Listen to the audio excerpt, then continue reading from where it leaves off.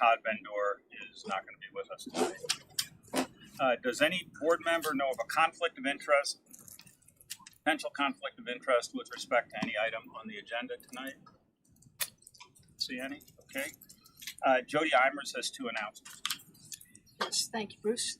On February 20th, Kim Parachi, Todd Taylor, and I provided OWASA's annual update to the Orange County Board of Commissioners. The topics we covered included care to share, PFAS treatment and monitoring, drinking water service line inventory, and Jordan Lake Western Intake Partnership. And Todd and Kim, do you have anything you'd like to add? No, thank you. Okay, good.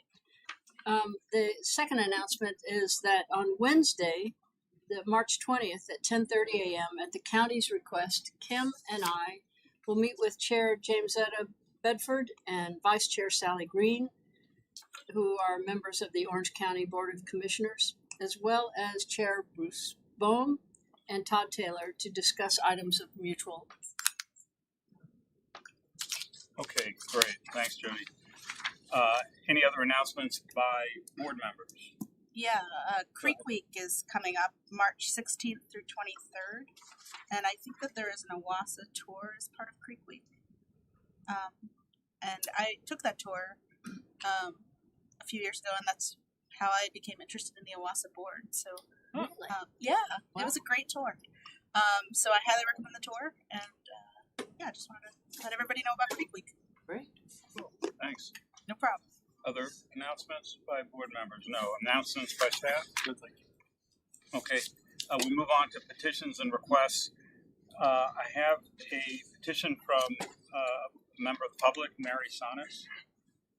Would you like to stand up and speak, Mary? Sure. Thank you so much for taking this petition. Before you is a picture of a spotted salamander, which are native to Carolina, and that's female salamander. If you look carefully, you can see she's laying her eggs in one of our vernal ponds, about 20 yards from Bowling Creek and Carborough. And so I'm going to get into the science of this, just to let you know a little bit about our native wildlife.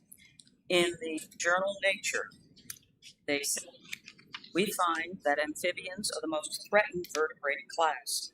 40.7% of species are globally threatened. The updated red list shows that the status of amphibians is deteriorating globally, particularly for salamander. So the reason I'm mentioning this is that they are the modern day canary in the coal mine to let us know that something is wrong in our waterways. From the Clifton Institute in Virginia, it's, quote, spotted salamanders were not found in vernal pools that had more than 30% developed land within 250 meters. From the 5th International Conference on Water Resources and Environment, quote, results verified previous findings that concrete significantly and rapidly affects water chemistry and support the hypotheses that concrete plays a significant role in the chemical differences seen between urban and non-urban waterways. Quote, results also indicate that concrete is a source of metals such as copper, chromium, strontium, titanium, and lithium. They went on to say, this altered hydrology can have a range of effects, including reduced groundwater, increased erosion of stream beds, and surrounding areas.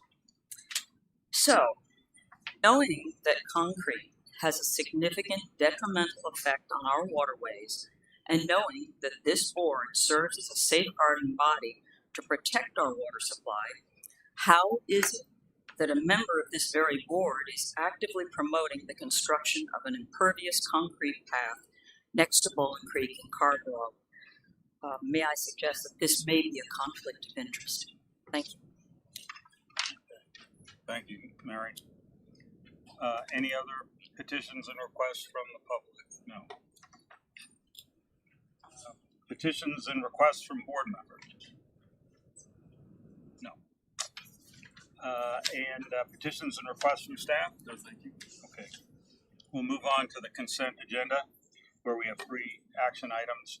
A resolution setting the date of May 9th, 2024 for a public hearing on OWASA's fiscal year 2025 budget, as Stephen Winters will discuss. A resolution setting the date of May 9th, 2024 for a public hearing on proposed revisions to the OWASA's schedule of rates, fees, and charges. Again, Stephen Winters will present, and minutes of the February 8th, 2024 meeting of the Board of Directors. Are there any public comments on the consent agenda? No. Any questions, comments, or would a board member like to pull an item from the consent agenda? No. Since there are no questions or comments, may I have a motion and a second to approve the consent agenda? So moved. Okay. Motion by Omira, second by Jody. All those in favor, please say aye. Aye. And those opposed, please say nay. So the motion passes unanimously. Okay, we'll move on to the regular agenda now, which is a discussion of the draft fiscal year 2025 budget and adjustment that I mentioned that Stephen Winters will present about. Sir, so the purpose of this discussion is for us to present information about the draft fiscal year 25 budget on rates. And I'll obviously respond to your questions and comments. We do, I sort of had an echo, but you said something. Staff does have extra work to do, or some additional work to do. We're still performing analysis and adjusting our needs. So we're not asking for any decision from you tonight. Just want to present information to get your questions.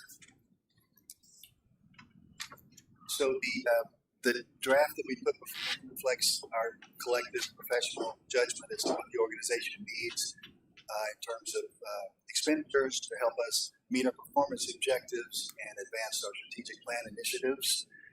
The next steps are for staff to keep working and revising the draft in consideration of our long-term financial sustainability, etc. At the April 11th meeting, we will present information. Okay, we'll present a recommendation as far as a budget and a rate adjustment to support that, and we'll present at least an alternative to that for you to consider, and we will make every effort to assess the risks associated with those alternatives. And we will be asking for your permission to advertise information about the budget and rates ahead of our the public hearing, which you just set for May 9th. So I want to start off by talking about revenue. Most of you, I'm sure all of you have seen this graph before. It's a picture of the historical water use used by the community. That's represented by that green line. And the blue line represents the growth in the number of customers per year. As I pointed out a number of times, I'm sure you remember the community is using about the same amount of water today as it used back in early 90s, so about 30 years ago. Same time that customers increased by 80%. It's a tremendously successful conservation effort, and there are a lot of benefits associated with that. It's allowed us to defer looking for additional sources for raw water. It's allowed us to defer expanding either of the water or the wastewater treatment plant, but it does come with a downside, and that is the volume of services that we're selling is not increasing. While our costs do continue to increase, that puts pressure on us to raise rates to be able to drive the revenue to pay for what the organization needs to continue. Speaking of cost, our operating budget this year, or the draft, I should say, is at $32.8 million. Over the last 10 years, our operating expenses have gone up around 5.5% per year. And going a little bit in too much, but a little bit in the detail, the operating budget. This is the kind of the major categories of our expenses listed from the largest one to the smallest one. And those first two lines, wages and the costs associated with personnel, that represents typically, including in this draft, about 50 to 55% of our budget each year. And the real point I wanted to make here is that those expenses that I've drawn that box around represent 94% of our operating expenses. And those are critical to us being able to meet our performance objectives and meet the service levels that we've managed to have the community expect from us. So it's very difficult to reduce those. It's not impossible, but it's difficult to reduce those without impacting or compromising the services, the level of services that we deliver. Those that are below, outside that box, the ones in green, are not frivolous. They're critical to the operation as well. But if we were to want to reduce expenses, reduce operating expenses, it would be in that area that we focus on. And I'm going to come back to a little bit of that here in just a second. I mentioned that we're continuing to, work with the budget. In the packet, I compared the draft budget with the budget for the current fiscal 25 versus fiscal 24. And that difference is about $2.6 million. Outlined or highlighted the kind of the major contributors to that variance. I wanted to show you also tonight a comparison with the draft budget with what we projected this year's budget would be when we put together our last year's budget. And so this draft budget is about $1.5 million more than what we thought it was going to be when we put this together last year. And these are the variances that make up that $1.5 million. Professional services being about half of it. That's there are some things in that line that we wouldn't. I don't think you would want to get rid of. Finalize the implementation of the CMMS that we talked about, upgrading the GIS system, which we're kind of up against the expiration of our current solution. But there are some things in there that potentially could be deferred. Probably not for a long period of time, but maybe a year or two, and that could could help things out. So those are the types of things that we're still looking at, and we'll be coming back with in our recommendation in April, with information about that. The rest of those, I mentioned in the memo that utilities have gone up because of changing circumstances with one of our biosolids recycling. There's not much we can do there. Maintenance is up a little bit from what we projected, but it's one thing. It's just a bunch of little things that add up to $1,000. Payroll and taxes and benefits and wages, the total is about $15 million. So with the fact that we were off by a couple $100,000 is not a big variance. The others are smaller. So what I'm trying to drive home is the operating expense budget is it's what we think we need, and it's not easy to reduce. Switching gears to the capital improvements program, last year we projected that for the 5-year period, fiscal year 25 to 29, we'd spend $189 million during that period, and that's represented by these gray bars. We did, as I mentioned, we do have 2 drafts that we're presenting tonight, but the only difference between the 2 drafts is in the CIP program, and I'll detail that in just a second. The first draft, or the first scenario for CIP, assumes that we would defer our investment in the Western Intake. We've talked about that for several years. We can answer questions about that. But that the CIP, assuming we waited until closer to the time we needed the water to make that investment, that's what these green bars represent. And it's $192 million over the 5-year period. So really not much than what we projected for the total would be for that 5-year period. But it's significantly different in those years 26 to 27, and that's what's driving for a higher rate increase than we hoped for. I'll talk about what's included in that in a sec. You add in the Western Intake partnership, a near-term investment in the WIP, we call it, that would result in spending $246 million over the next 5 years. So not a whole lot of difference in the first 3 years, but quite a bit more in those second or the fourth and fifth year.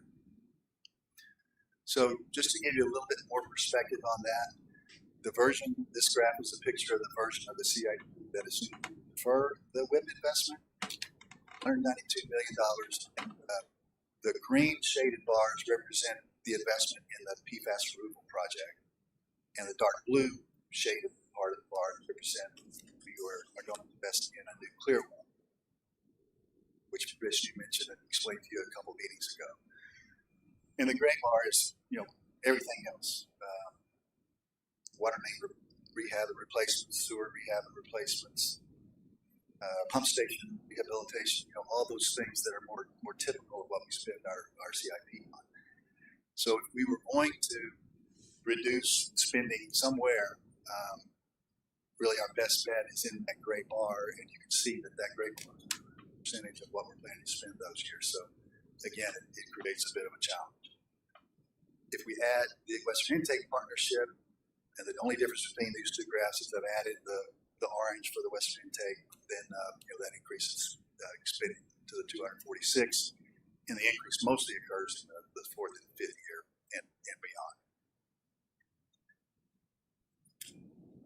Next.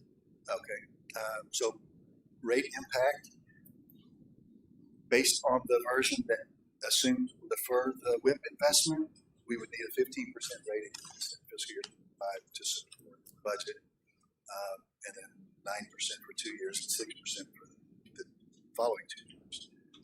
If we included near-term investment in the Western Intake Partnership, we'd still need the 15% this year, but the rate increases in the next few years would be a bit higher than what we would without that.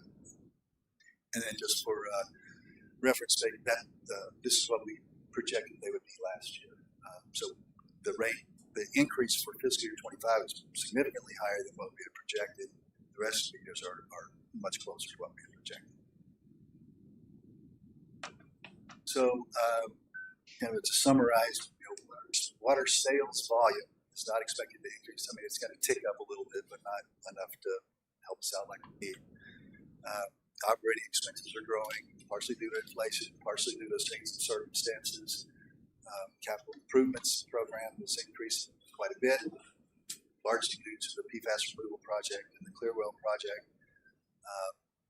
And we have a decision to make, on the Western Intake Partnership sometime over the next couple of months. And let's see, next steps we already covered that. Mr. Chair. Good. Thanks, Stephen. Are there any comments from the public? I don't see any. So, board members, your comments, questions, suggestions? Go ahead, Mel. I think you touched on this in your conclusion, but does this make assumptions about, like, if housing were to increase in certain areas or the number of customers, that really wouldn't affect? It does include growth. Okay. So our Envisioning department, the system development group works with towns to know what's going to be built. So we take that into consideration. And interestingly, next year we're projecting more growth and more new additions than like twice as many. Okay. It's still not a big number. Okay. It's incremental. Okay. And then my other question was, I think last year you talked about the chemicals and how it was very, very difficult with pricing with the chemicals and the volatility. I saw that. Is that still the same, or is? Yeah. So a couple things there. Do expect unit prices to tick up a little bit on some of the chemicals. Not all that significant, but if I remember right, the digester work that we just completed at the wastewater has allowed us to use lower amount of chemicals there. So we've got some efficiencies that we gained. That's what's resulting in that. Great, thank you. Go ahead. I was going to ask if there's any sense of what the risks are of deferring the WIP investment. Like, what does that mean for that overall program for us if we defer it? Is there more uncertainty in the overall budget for us then down the road? Good question. I'm going to phone a friend. I'll let Vishnu take a shot. I mean, it's a question of are there risks associated with it? You know, I think we're looking at our overall picture and you know, the relatively low risk, but you know, defined risk that we know about through our work with the long range water supply plan. Deferring it, you know, there's a risk of the allocation that we have for Jordan Lake. We want to maintain that. But we're doing some work through the agreements that we're working on now to mitigate that risk. You know, our picture, our understanding of our drought risk over the next 50 years is pretty well. You know, we've got the assumptions that have built that picture for us. So we have a pretty good understanding of that. You know, the decision on the Western intake is a question of is this the right time to invest at the cost that you know, that we're seeing on the project right now. I don't know. I don't know. If, you know, it's hard to pin it down to, you know, what does that mean? We know what you know, over the next 20, 25 years. Right now, what we're expecting is that we would not need to use that water that we were planning on for the WIP for. Sure. So if I'm understanding correctly, the primary short-term, meaning next 5 years risk of deferring participation in that is something legal about our allocation for Jordan Lake. Is that what you're saying? And that's a risk that only comes into play if the allocation, if a round of allocation is opened up. So if you're talking about over the next 5 year period, it's very low risk. Looking out 15 years, there's a little bit more risk. We have to work with the quarry that will be part of our water supply picture during that time. And then once the quarry is complete, then we're at lower risk overall for water supply. So maybe just to add a little extra on what Vishnu's saying is that the risk as we see it is mainly, does it imperil our allocation out of Jordan Lake? And since there's already some unallocated supplies still left in Jordan Lake, that would be anyone that was looking to gain an allocation or increase their allocation, that would be the first piece to go. But what we'd be concerned about is they look and say, well, OWASA's not going to use theirs, so we're going to take. There'd be a lot of steps to go through for that to happen, and we don't envision that there's some entity out there now that is looking for more water out of Jordan Lake. So I think we're pretty secure there, but we are taking measures to ensure that through the interlocal agreement with the partnership, through the mutual aid agreements that we have, that we can still access our allocation in an emergency during the interim, and also set up the situation where we can go back into the Western intake partnership at any. We're still a partner. We just may not have any capacity in the initial plant, but at some point plan to be a partner. And so we're going to try and leave our foot in the door to be able to get back into that at some time. I think Pedro actually. I have a question about that. So are we sure that we are going to keep the 5% of the water from Jordan Lake with our present agreement or not? Yes, Yes. I would say that. I'm sorry, go ahead. Yeah, nothing that we're doing here changes that. That would actually be something that the state would have to be involved in and actually change that allocation. So nothing, whether we invest in the Western intake or not, our allocation is still our allocation. Okay. Now my second question goes with usage of water. Looking at the history, it doesn't seem like we're using too much water nowadays. So by increasing the numbers of users or customers, and I would say like in 5 to 10 years, we probably should know what's the rate of usage that we're in at the time. So I'm wondering if deferring would be a good option for right now. So because we're doing the PFAS updating, so I'm just worried that we're just stepping up the expense of the cost for water, and then we'll not be able to keep it affordable for everybody. That's my concern. That if we go too fast, then we may not be able to make it sustainable. I think we're thinking similarly in that, and that's why I referred to it earlier. Defer investing it until close to the time we need it. One of the things that does is it has the people that will benefit from it pay more of a share. We don't want to kick a can down the road. It's going to cost us a lot more money, and all that sort of stuff. And investing now versus 10 years, it will cost more money 10 years from now. Of course. But we're thinking similar too. Thank you. Jody, you were next. Yeah, I'm looking at this this graph on page 19 of the agenda that shows a history of rate increases since 2002, and CPI, Consumer Price Index, and I note that right before I joined the board, there were no rate increases for 6 years, and yet the CPI was growing by 2% and then 10% one of those 6 years. So, and I know that we had no rate increase during the pandemic, and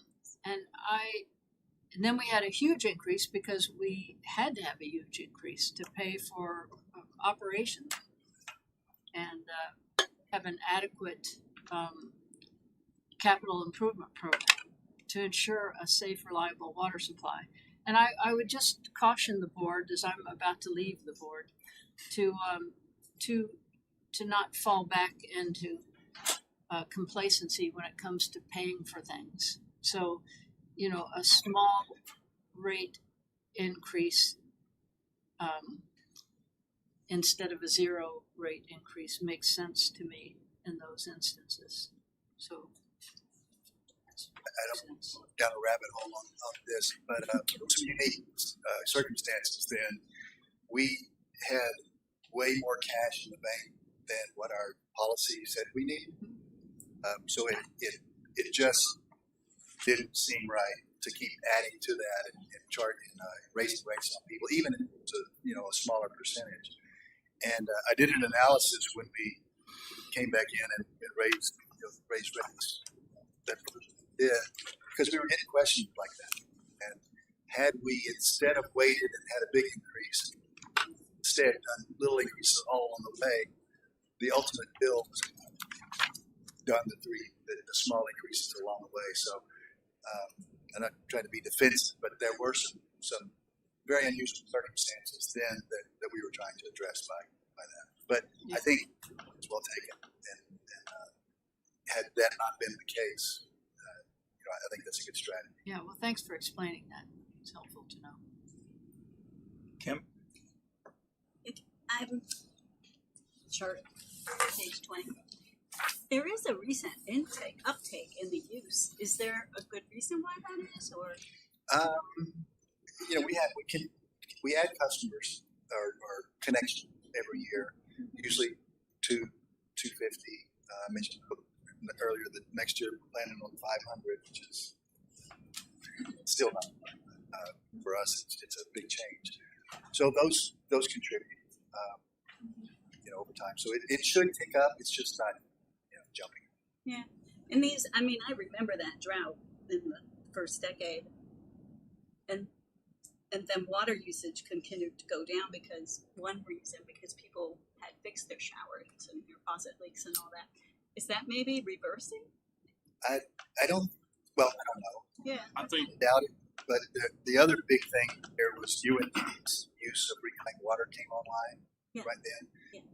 And they are and were our biggest customer. They used to be 30% of our revenue. Now they're 20%, and it's because of they're using a different solution,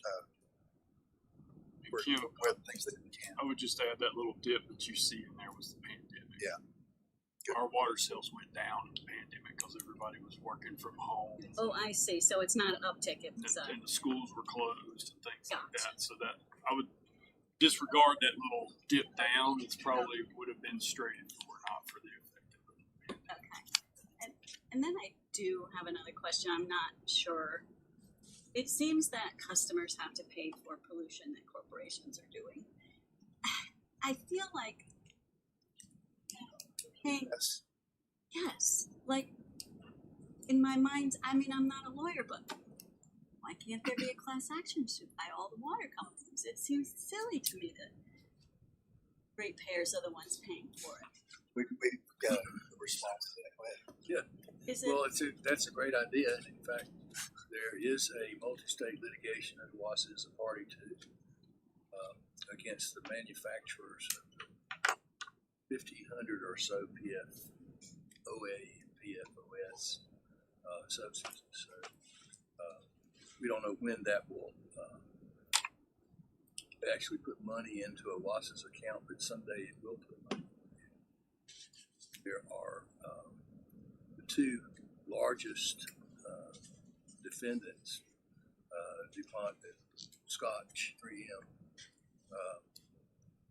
have already offered settlements and arrangements for accepting those settlement proposals are in process at the range of $20 billion. Yeah, but that's pennies after you divide that up by 1,500. I get that it's that it won't cover all costs. Yeah. It is more than we would have without the litigation. I mean, I was responding to your question. I know. Why can't there be a lawsuit? There are lawsuits. They're all consolidated in the federal court in Charleston, South Carolina, in a what's called a multi-state litigation.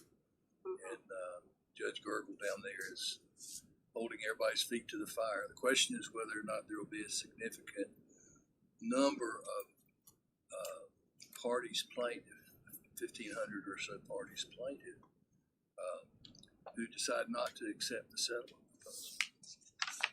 If a high enough percentage of those people decide not to settle, then the settlement proponents to the proposals have the right to withdraw the offer. In other words, they want to make sure they're getting a broad spectrum of protection from the X billion dollar number.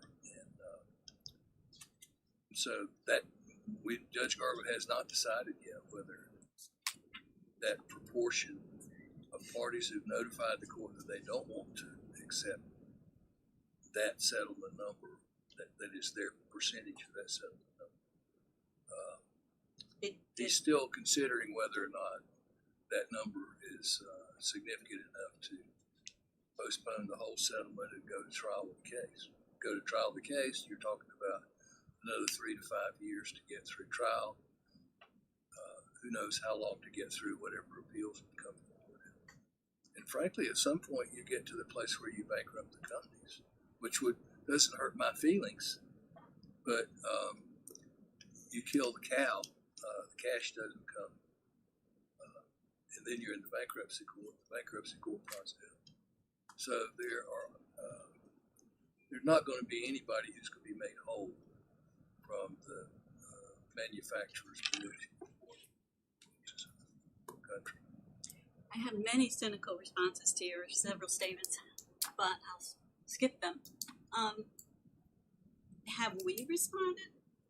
Or is it not appropriate for OWASA or you or whoever to have responded if we would like to settle for the settlement? We have responded. We have not responded that we decline to accept the proposed settlement. Our lawyers are under the impression that OWASA is accepting of the offer that's on the table. Whose decision is that?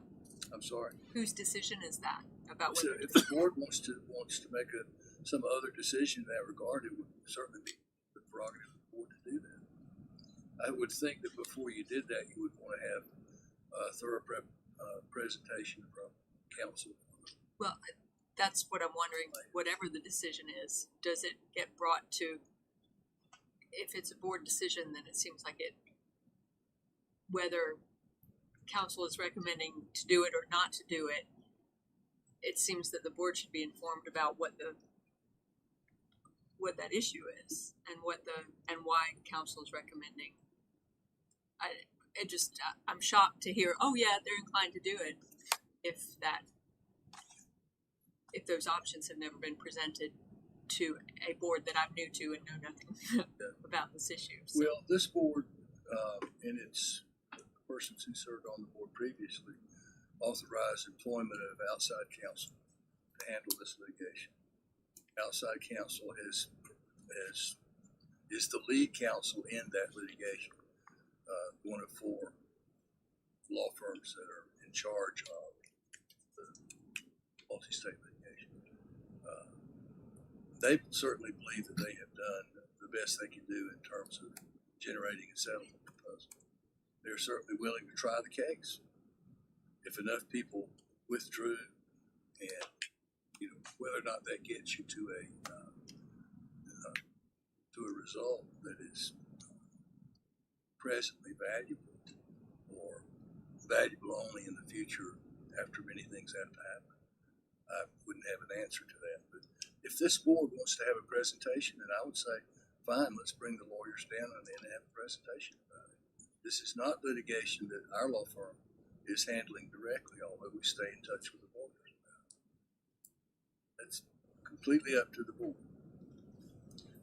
It was my impression, by previous actions of the board, that the board has put these handling of this matter into the relationship between general counsel and outside counsel. If this board wants to change that direction, then we're certainly willing to cooperate. Can I suggest we, unless it's time critical, we put that on the agenda for next month? That'd be fine. And talk about it. Is that okay? Because it's not really a budget issue here, but No, mine was just a point of question that whether that's a good one. Whether any decision has all decision making been deferred to the outside counsel, and if that was a decision made by this board that all decision making would be deferred to outside counsel,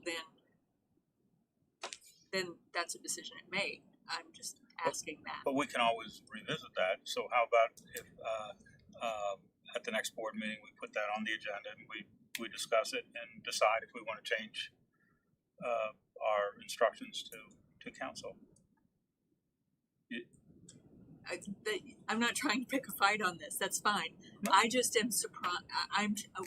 My question is: has the board previously deferred all decision making to outside counsel on this issue? I think the board's previous actions have been to instruct general counsel to interact with outside counsel and to keep this board advised of the progress in the litigation. And we have done that. And this is the first time that the matter has come up that I can recall, certainly since you've been on the board. They have not heard any dissatisfaction previously with the way in which we have interacted either with outside counsel or with this board. But if there is such dissatisfaction, we want to cure it. Yeah, I just add that we have had some updates on what was going on with the suit prior to you all joining the board, and we concurred that the actions that general counsel was taking with Bob's knowledge was in our best interest. I'm going to stop asking the question. Well, I don't want you to feel like you shouldn't ask questions. Yeah. They're great questions and they should be asked. I just want to say that I have not, we certainly have not intended to divert the board's attention from it or not serve the board's interest in it. And to the extent that your questions sound like we have, then I would disagree with you. I'm not implying anything. All right. I'm just going to not ask any more questions about this issue, and we can talk about it after the meeting. Hold on for a second. Talk about it after the meeting. I'm going to ask Bob after the meeting. But for the purposes of the board looking at that decision that it made with the thought of perhaps changing the decision, and for the purpose of new board members understanding, we should have that discussion as a board. And I'm proposing we do it at the next board meeting because it doesn't sound like there's anything that's going to happen between now and then in terms of a decision. Is that all right? Could I add? I think go ahead. Kim wanted to Yeah. say. Well, I'm not going to be here in April, and this issue is really near and dear to my heart. But I'm wondering if there's reading material via you or the news or anything just to give me or us an update on the lawsuit, because I've been here since June, and maybe it's my fault, but I wasn't aware that there was a lawsuit or the status of it. So Sure. Bob, could you prepare a short brief? Yeah, To get. Yeah. something I can read, and then Yeah. if we could defer talking about it till May, I would appreciate that. I'm okay with that. Is there a decision point that is coming up before May that? No, sir. Okay, so that's fine. And is there? Okay, so when you present us with information, it'll have references and things like that. Things like that doesn't mean I don't anything. understand what you're asking. I don't either. When you say will there be references, are you Yeah. talking about footnotes? Are you Based on- talking about citations? Yes. What are you talking about? Like this information comes from this source. This, I would start you out with the complaint in the case, which is, I forget how many pages long, but many pages and many paragraphs. There are a number of reports from outside counsel that have gone to each of their clients as a group. And so I can reference all of those and get you links. And let me remind you also that Bob reports to the board. So if he sends information and you want additional information and you don't understand something, just call him or email him and he'll answer the But we questions. do, as Bruce said a while ago, try to distribute that kind of response to all the board because that's the way the board acts. The board acts only when 5 of you decide to act in a certain way, and that means we need to share information that might affect the decision of any one board member. Mel, did you have your hand? Yeah, I think Mel and then Pedro. I was going to say, because there's a pot of money coming at some unknown point that could affect rates beyond that point, I would like just every 6 months or so, just like a short update, like this is what's happened the past 6 months. I don't think it needs to be every meeting, but it is helpful to kind of know as you learn more what the horizon might be so that we can adjust the long-term future and make decisions about whether to push off a really large expense or to, ingest it because we won't have to increase the rates as much because this is coming in. I don't know what the pace of that should be, but it would be nice to just kind of, and if the update is there are no updates, that's good to know too. Well, there have been a number of occasions since the institution of this litigation when we have made casual comments, generally to the effect, hey, this is going to happen. There's going to be a settlement, and that's the way, the nature of the litigation. There is going to be a settlement, but when OWASA receives the proceeds of its share of the settlement, it's not going to affect the next budget. We have said that at least twice. That is for 2 consecutive budgets. And it may well not have been said since you've been here, but we have kept the board informed. May I speak? Yeah. I feel like you did talk about a lawsuit that had already been settled. Did I make that up? Well, Or is that this one? I think we have talked about the fact that 3M and DuPont had proposed these, extremely large. So when I say extremely large, I'm talking about just in terms of history. $1 billion settlements are, arose out of things like tobacco litigation. And $10 billion settlements, I'm on the order of 10 or even 20. When you combine the two, my memory is DuPont and 3M together are in excess of $30 billion now. Far in excess of what the tobacco litigation was. But, I know we talked about that, and that those proposed settlements have occurred within the last year. Yeah. Okay. So it So then- probably was a report about, because that was front page news in the Wall Street Journal, was those settlements. Okay.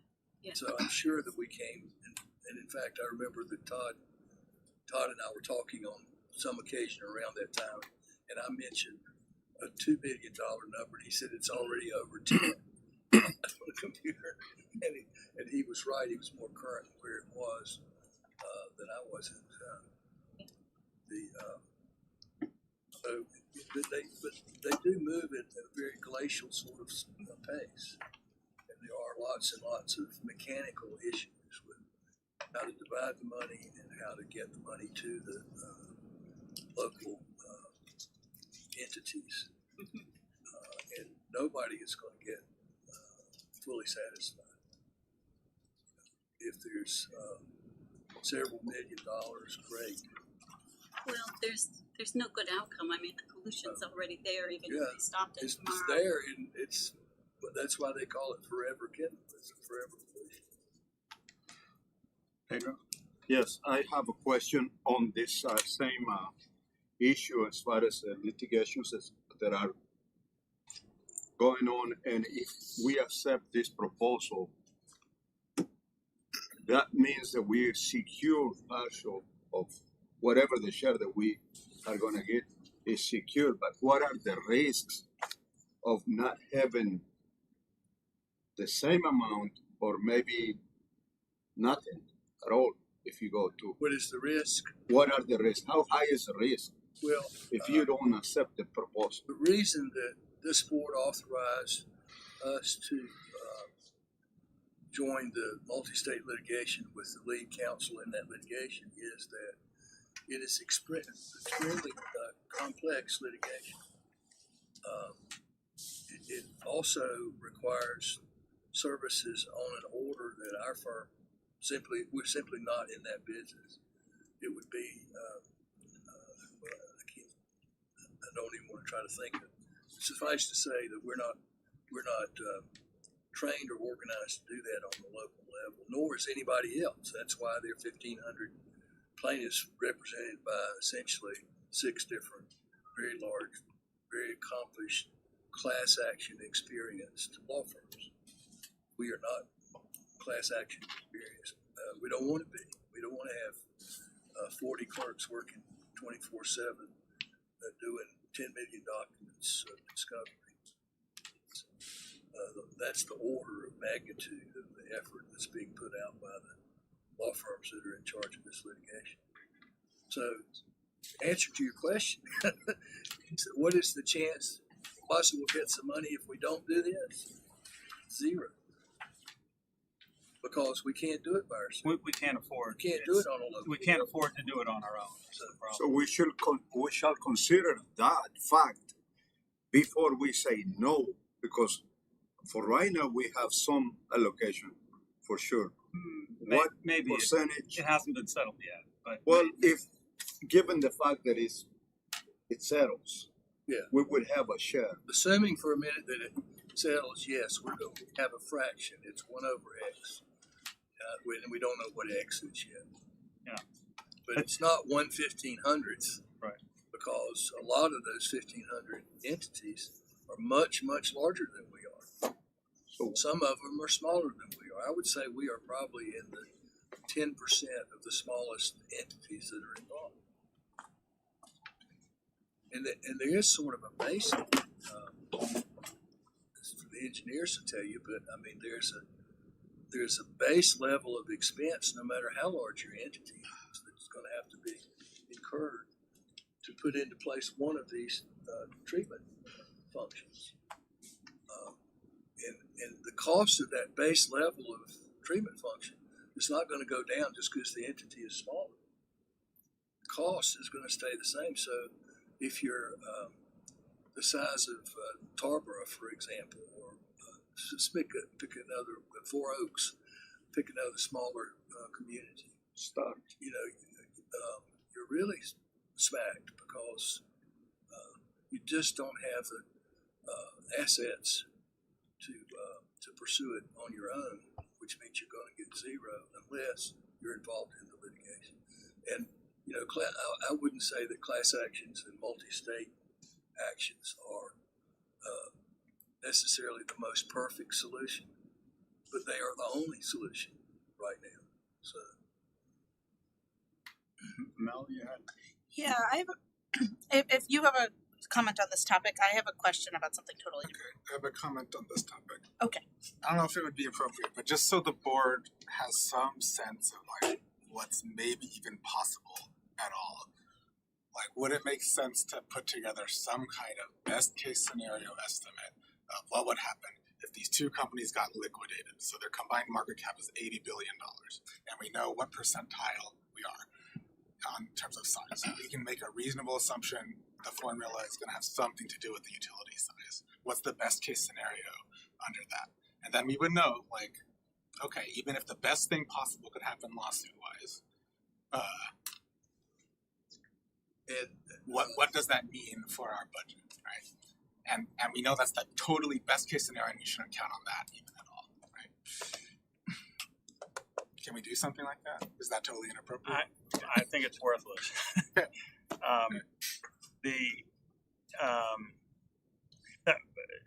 It doesn't make sense for us to pursue the litigation on our own, and there's so many unknowns between now and when a settlement happens in terms of what our net present value is of our piece of the settlement, that I think it's a waste of time to try to make any decisions from an operating or finance or budget point of view now. Maybe in a year, maybe in a couple of years, but and we have so many other things to work on. But the other side of that question is if the companies were in bankruptcy and were being liquidated, they'd certainly be in bankruptcy court in Delaware, and that bankruptcy would take longer than the combined lives of everybody sitting in this room. Yeah. You don't get paid until the end of the bankruptcy. Right. You don't get a few dollars this year and a few more dollars next year.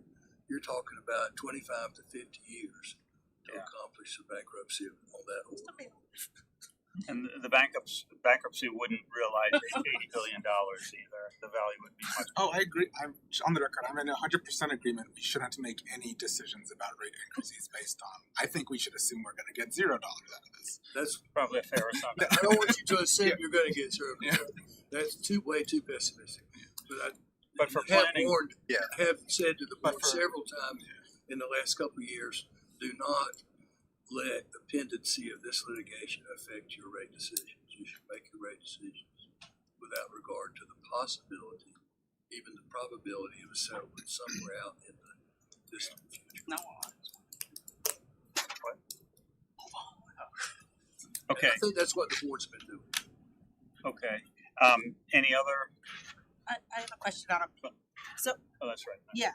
So last week I discovered and I might have been told to look at this prior to last week, but I discovered the water and wastewater rates dashboard from the Environmental Finance Center.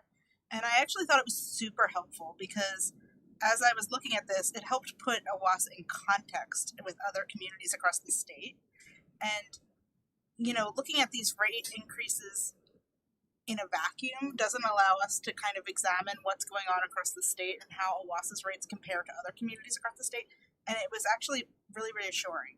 So I say that because it might be helpful context for the board when we're examining these rates to also see, and I don't want to put more work on you, this is homework for the board, to go to this website and to look at these rates, and maybe there's like one slide that you could give us on like how this compares to what other communities have done, because I think that really helps contextualize for us that how this is comparative to similar communities. And you can even, the dashboard's really cool because you can say, I want to look at communities like mine and see what's happening with their rates. And we're in the middle. Like, we're firmly in the middle of the pack. We're not at the very, very high end. We're not at the very, very low end. I think Kyle was the person who introduced me to this. So it was just a really like helpful resource for me. Yeah, we Well, the board was, that information was shared with the board a few years ago since I've been on the board. And I think it's a helpful thing to know. Yeah. So, we might want to Yeah. bring it up again. I think we should have it in the packet because the public's going to read that also. That's a good point. I was going to say, yeah, we provided it before. Yeah. If it's taken in the proper context, I think it'd be helpful. One of the things that I don't like about it is there's so much diversity in the entities. That's totally true. Groundwater, Yeah. this, that it's a kind of an unfair, but Gotcha. certainly if it makes you feel No, I mean it was really like helpful to kind of just see what the landscape was, and it made me feel better about this. I'd be happy to put that in next time.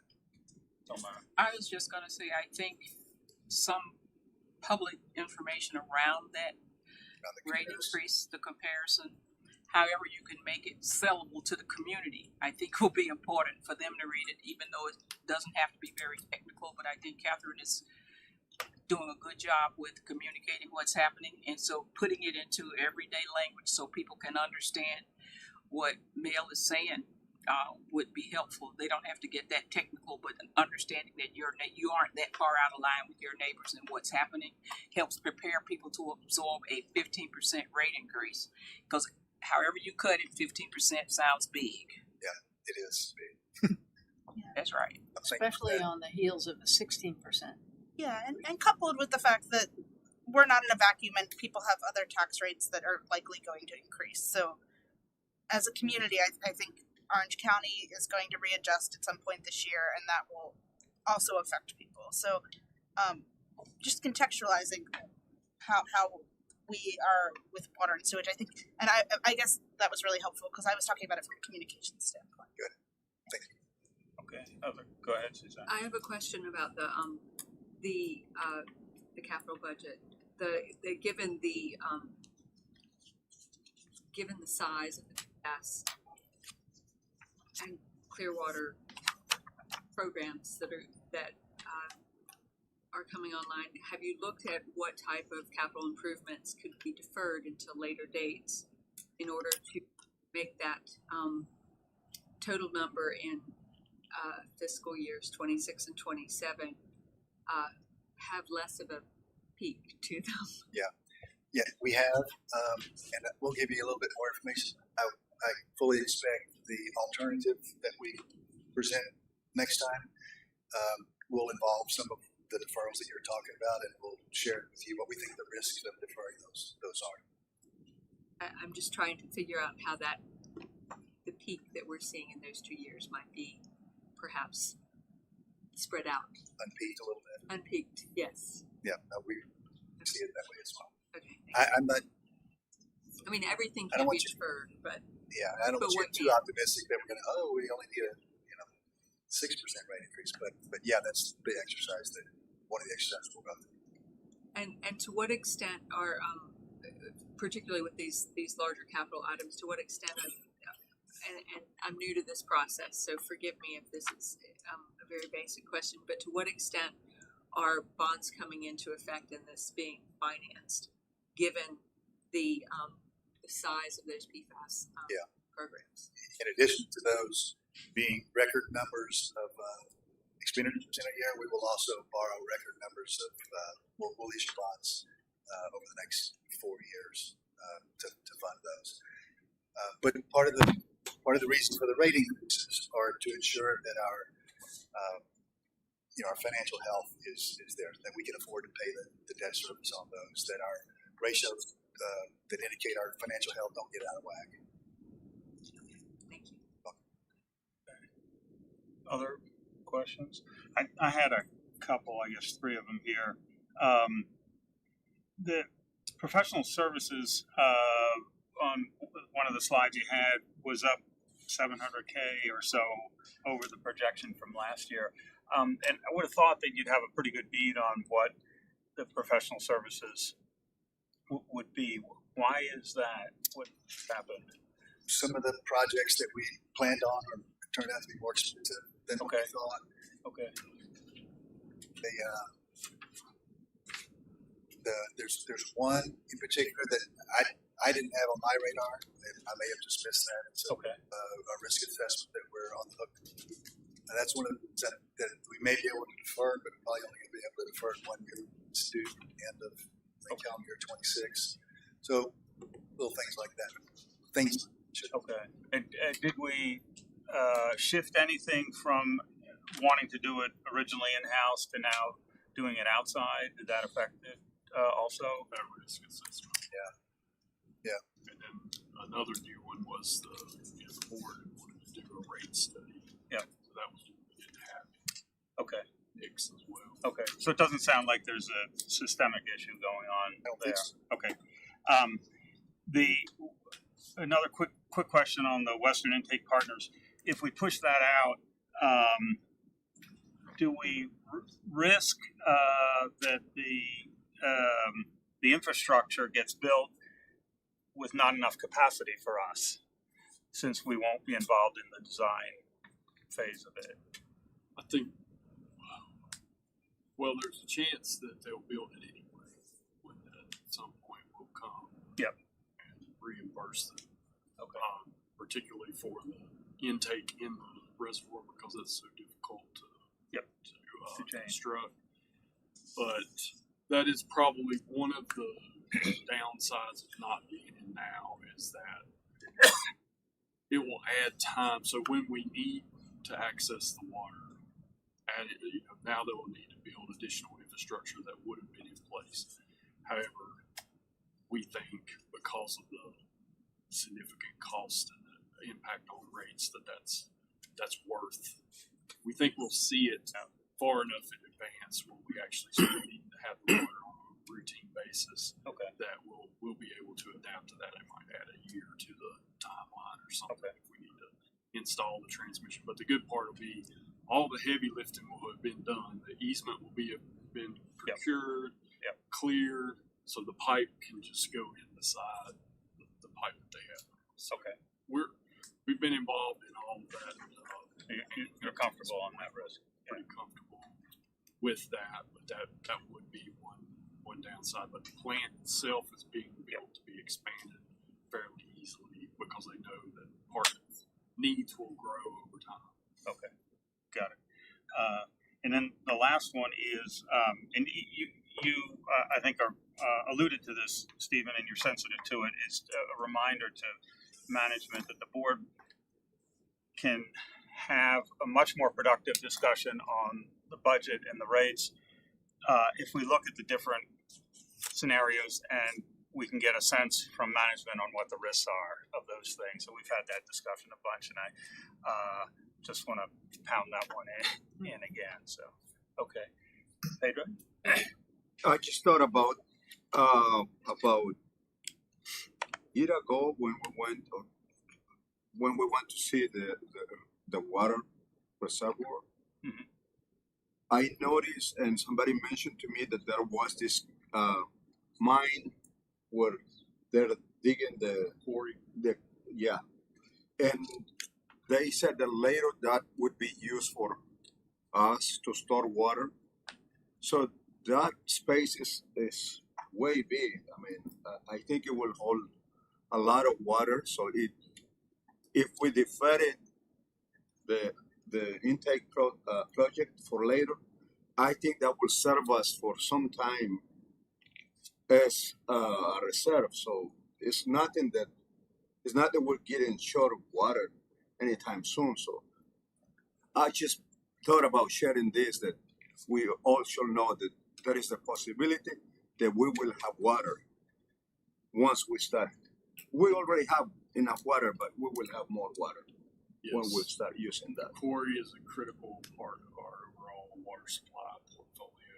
Right. And we know in 2030, the work will begin to over that 5-year period to make use of that. Any other comments on this? Okay, good.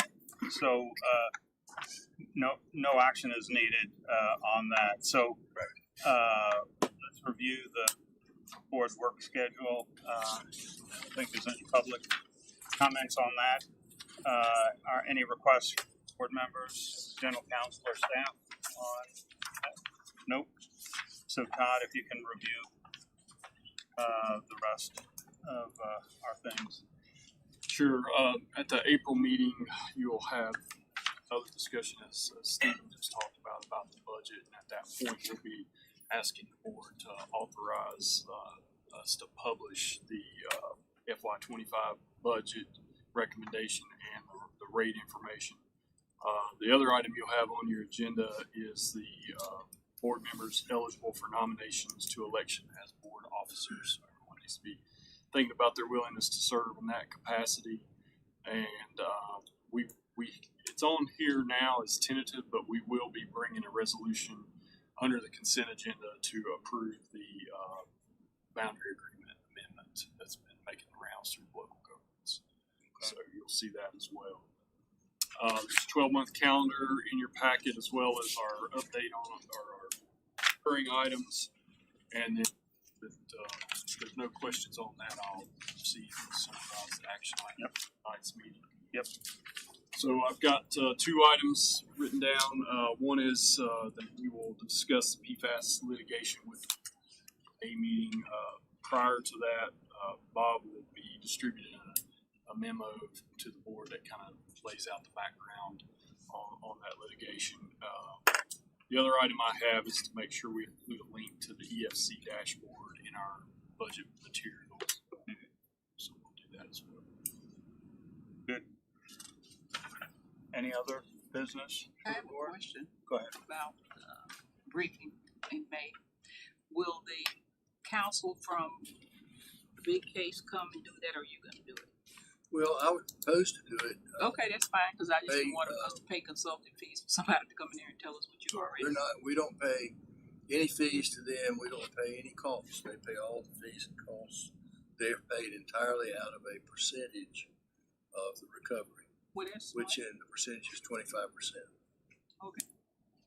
And they did come early on. We did have Yeah. some They're not representatives coming come for free. No, well, they did and before. make presentations to the board Yeah. before the board authorized the obtaining of all. Yeah. Okay. Wouldn't want anybody to have the idea that this is something that Acme has gone off and done as a law. We have fully kept. Just wanted to make sure we understood it. So, over dinner today, I mentioned that there are many issues that that the board has worked on for years. And when you come in new on the board, you don't really know the history of these things. And there's really, I was overwhelmed by all the orientations, just that information alone was overwhelming. But there's the history of these issues. It takes time to come up to speed on them. And I'm so glad you asked questions today, because these are things that, those of us who've been on the board for 5-6 years, it's just sort of second nature at this point. So it's helpful to know what you haven't heard, what you need to learn. So keep asking questions. Right. Good point, Jody. Yeah. Okay, I think we're done. The meeting's okay. Thank you, everyone.